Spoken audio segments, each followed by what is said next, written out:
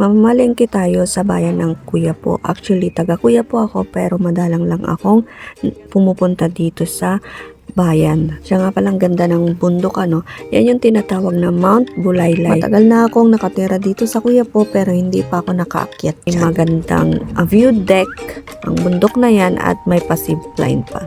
So dito tayo sa may gulayan, pumasok. Para bumili ng gulay, syempre, hindi ko akalain ng dami palang tao dito.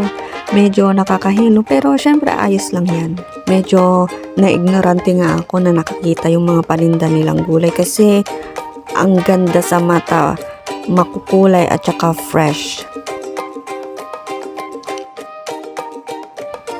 Ayan, meron ditong puso ng saging, onions, garlic, pepper, ano yun, sweet potato, gabi, kamote tops, and then ano pang nandito, eggplant, ladyfinger, tomato, ginger. Ayan, namimili na nga tayo ng ating bibilhing gulay. So mayroon ditong gulay na string beans, pechay, ayan, pepper, ayan, oh.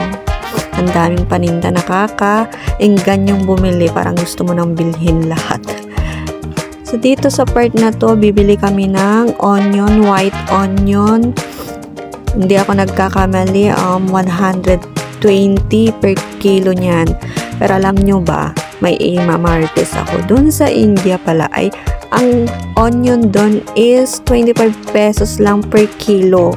Ayan, kaya pala pag nagluluto sila, okay lang na, alam mo yun, kahit isang palangganang sibuyas yung ilalagay nila sa mga niluluto nilang ulam. Kasi nga, mura lang. Ayan, sa atin, ako, isang piraso lang ang dapat natin ilagay kasi gold ang sibuyas sa atin.